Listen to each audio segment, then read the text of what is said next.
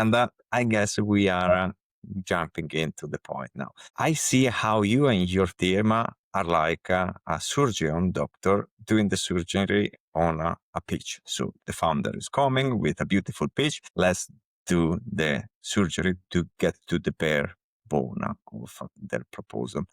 And you go also beyond it because you have provided me something that is not something common that I have found with other investors. So you do also a due diligence on the tech, not only on the financial and marketing aspect, but also on the behavior of the team. That is something beautiful.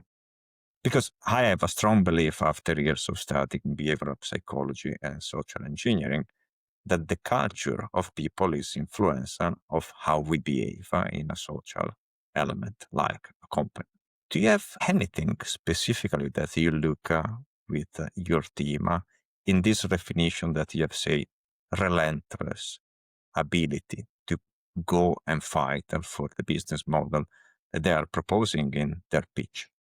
Is there anything that you have discovered so far? So just to be clear on the question you're asking, if there's anything that we discover when we meet founders around their ability to showcase that perfection? Yes, their attitude, that an element that is manifesting to you their relentless ability to fight for their pitch as a behavior, Yeah, mindset. well, it's absolutely. So we've had examples where you could see the grit and the resilience and the tenacity of a founder by challenging them sometimes. And I think it's important to do that when you meet with a founder, because of course, a founder is always going to paint a very rosy picture when they meet with you and try to promise you the moon and the stars and everything else that you're asking for, right? And it's easy to do when you're coming in so early and to try to get people excited by their vision. And our job, of course, is to play the devil's advocate and to really challenge the founder in the strongest way possible, and to really see if will they take no for an answer, or will they continue to persevere no matter what. And to me, that is something, that is a signal that I do look for.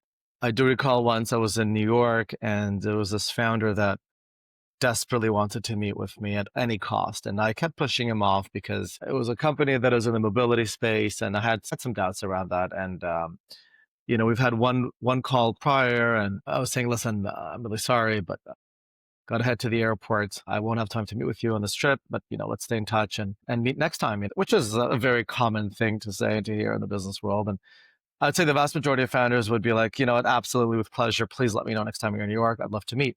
Not these guys. These guys said, you know what? Why don't we drive you to the airport and do the pitch while we drive? We could come with you on the Uber.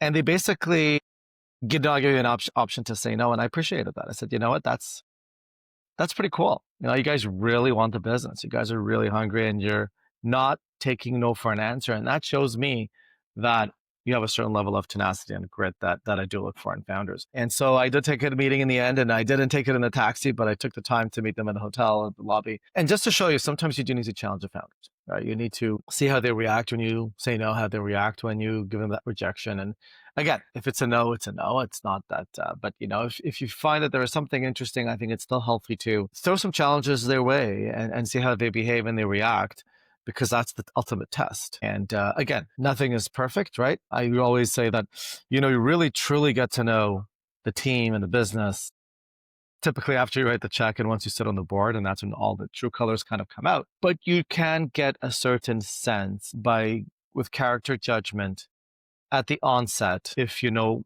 what type of questions to ask and how to challenge them in the right way to get the outcome that you're looking for.